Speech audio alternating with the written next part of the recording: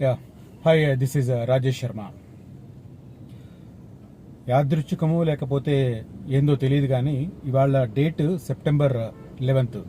బహుశా ఈ వీడియో మీరు సెప్టెంబర్ 12th పబ్లిష్ అవుతుంది చూస్తారు, కానీ నేను రికార్డ్ చేస్తున్నది సెప్టెంబర్ 11th.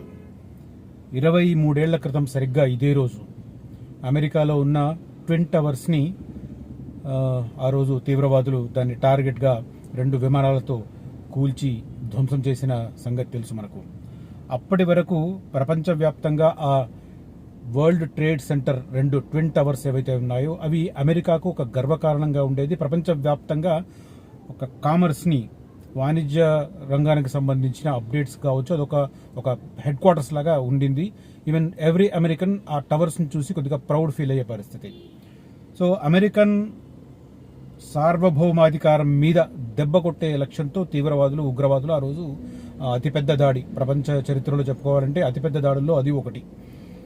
సో ఆల్మోస్ట్ 750 మందికి పైగా చనిపోయిన ఉదంతం అది.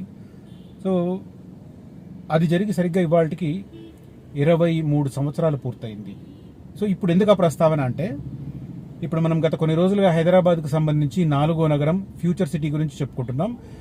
యాజ్ యూజువల్ నేను ఎవ్రీడే దానికి సంబంధించిన ఒక అప్డేట్ ఇస్తున్నాను. ఇవాళ కూడా అదే రకమైన ఒక అప్డేట్తో ఈ వీడియో చేస్తున్నాను. ఫ్యూచర్ సిటీలో మొత్తం మీద 8 హబ్స్ ఏర్పాటు చేయబోతున్నారు. 14,000 ఎకరాలు ఆల్రెడీ సేకరించిన పరిస్థితి.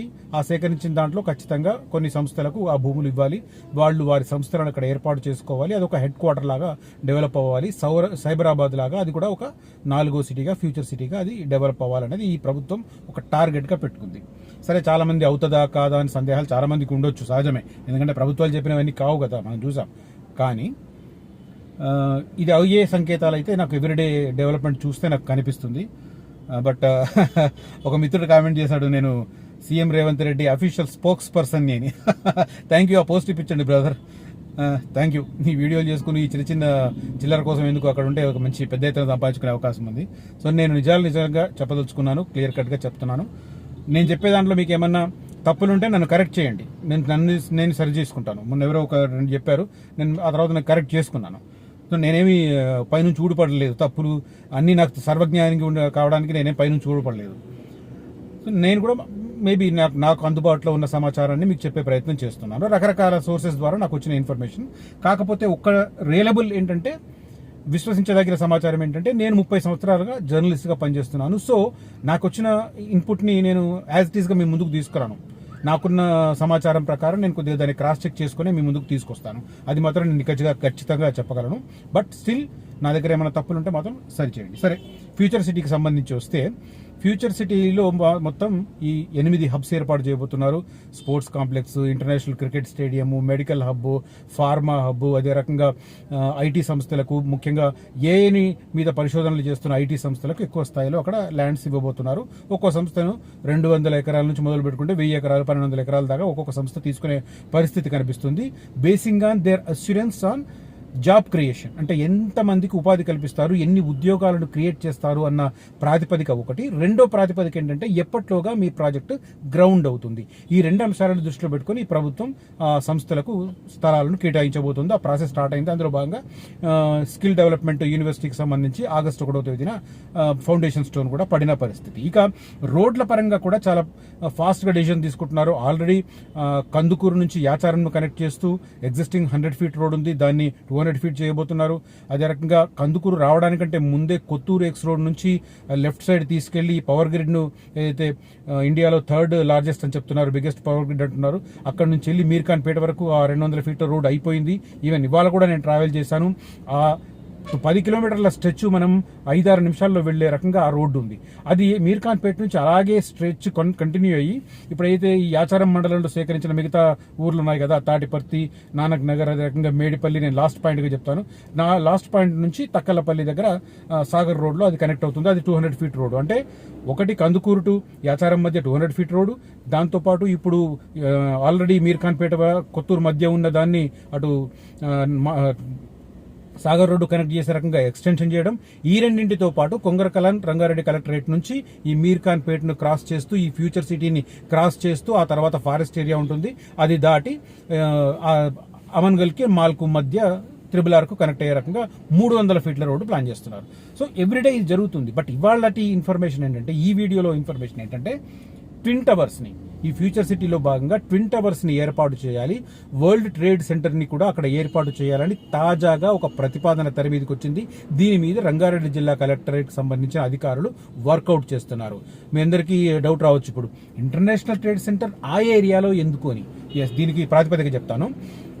ఇంటర్నేషనల్ ట్రేడ్ సెంటర్కి సంబంధించి అక్కడ ఎప్పుడైతే 23 ఏళ్ల కింద అది కూలిపోయిందో, ఆ తర్వాత అక్కడ ఏమీ కట్టొద్దని చెప్పి నిర్ణయం తీసుకుని జీరో గ్రౌండ్ ప్లేస్ గా దాన్ని అమెరికన్లు అప్పటి నుంచి పాటిస్తూ వస్తున్నారు. ఇవాళ అంటే సెప్టెంబర్ 11 రోజు ఎవ్రీ ఇయర్ అక్కడ మృతులకు నివాళులు అర్పించే కార్యక్రమం కొనసాగుతుంది.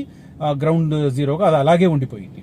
అయితే ఆ తర్వాత వరల్డ్ ట్రేడ్ సెంటర్కి సంబంధించిన కార్యకలాపాలను ప్రపంచవ్యాప్తంగా పలు దేశాలకు విస్తరించిన పరిస్థితి. అందులో భాగంగా ఈవెన్ మన దేశంలో కూడా ఢిల్లీ, నోయిడా, అదే రకంగా బెంగళూరు, ముంబై ఈ 4 సిటీల్లో ఆల్రెడీ కార్యకలాపాలు వరల్డ్ ట్రేడ్ సెంటర్కు సంబంధించిన కార్యకలాపాలు కొనసాగుతున్నాయి.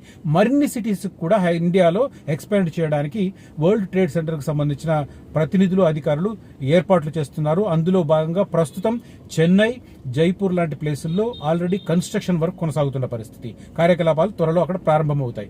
ఇక అమరావతిలో కూడా వరల్డ్ ట్రేడ్ సెంటర్కి సంబంధించిన సెంటర్ కొనసాగుతుంది, వర్క్ కంటిన్యూ అవుతున్న పరిస్థితి. అఫ్ కోర్స్ జగన్ మధ్యలో 5 ఏళ్లు అంత మార్పులు చేర్పులు లేకపోతే ఇప్పటికి అక్కడ అది ఎస్టాబ్లిష్ అయ్యేదేమో.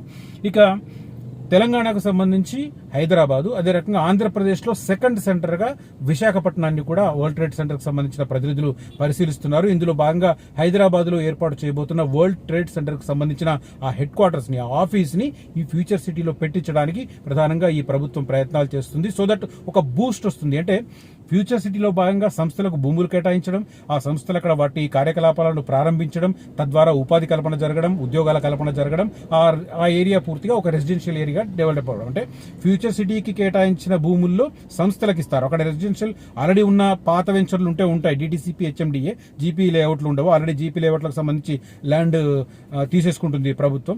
సో ఆ సరౌండింగ్ ఏరియాలో, అంటే ఫ్యూచర్ సిటీకి సంబంధించిన ఏ భూములు తీసుకున్న సరౌండింగ్ ఏరియాలో, ఫర్ ఎగ్జాంపుల్ నేను మేడిపల్లి చెప్తుంటాను, మేడిపల్లి దగ్గర చాలా చీప్ వెంచర్ ఉందని కూడా నేను పదే చెప్తూ ఉంటాను. సో అట్లా ఆ సరౌండింగ్ ఏరియాలకు సంబంధించి రెసిడెన్షియల్ పెరగడానికి ఇది కూడా ఇప్పుడు వరల్డ్ ట్రేడ్ సెంటర్ కి సంబంధించి కూడా ఒక బీజం పడింది. యాదృచ్ఛికంగా వరల్డ్ ట్రేడ్ సెంటర్, న్యూయార్క్ లో ఉన్న వరల్డ్ ట్రేడ్ సెంటర్ ఎప్పుడైతే కూలిందో అదే రోజు ఇక్కడ దానికి సంబంధించిన వార్త లీక్ కావడం అనేది ఒక యాదృచ్ఛికంగా మనం చెప్పుకోవచ్చు. 23 సంవత్సరాల తర్వాత ట్విన్ టవర్స్ కి సంబంధించిన ప్రస్తావన హైదరాబాద్ వేదికగా మనకు కనిపిస్తున్న పరిస్థితి. ఓవరాల్ గా ఇది ఫ్యూచర్ సిటీలో నేను చెప్తుంటాను, ఎవ్రీడే ఒకటి వస్తుంది. ఇవాళ కూడా ఈ అప్డేట్ వచ్చింది. ఫ్యూచర్ సిటీలో భాగంగా అక్కడ ఏర్పాటు కాబోతున్న ఈ ట్విన్ టవర్స్ కూడా ఒక గేమ్ చేంజర్ అని చెప్పడానికి మాత్రం ఖచ్చితంగా అవకాశం ఉంది. ఎందుకంటే ప్రపంచవ్యాప్తంగా వరల్డ్ ట్రేడ్ సెంటర్ కి సంబంధించిన కార్యకలాపాలు ఎక్కడున్నా కూడా అక్కడ ఒక సెంట్రిక్ గా దానికి సంబంధించిన స్పెషల్ అట్రాక్షన్ గా అది నిలుస్తుంది. ఈవెన్ న్యూయార్క్ లో అది కూలిపోవడానికి కూడా ముందు కూడా ఆ ట్విన్ టవర్స్ అంతే అట్రాక్షన్ గా ఉండేది, టూరిస్ట్ స్పాట్ గా ఆ రోజు ఉన్న పరిస్థితి. సో ఫ్యూచర్ సిటీలో కూడా ఈ ట్విన్ టవర్స్ ప్రతిపాదన కార్యరూపం దాలిస్తే అది ఒక గేమ్ చేంజర్ కాబోతోంది.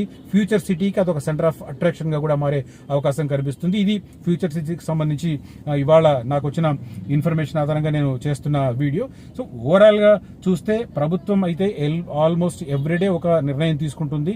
దానికి అనుగుణంగానే మనకు ఇన్ఫర్మేషన్ బయటకు వస్తుంది. నేను దాన్ని బేస్ చేసుకునే చేస్తున్నాను. నేనేదో కాంగ్రెస్ పార్టీకో లేకపోతే ఇంకా చెప్పాలంటే రేవంత్ రెడ్డి సీఎంఓకో నేను అఫీషియల్ స్పోక్స్ పర్సన్ కాదు. గవర్నమెంట్ డెసిజన్ తీసుకున్న, కేబినెట్ డెసిజన్ తీసుకుంటుంది. ఆ కేబినెట్ వివరాలను సంబంధిత మంత్రులు లేకపోతే కీలకమైన మంత్రులు దాన్ని వెల్లడిస్తారు. సో అదే అఫీషియల్ అవుతుంది.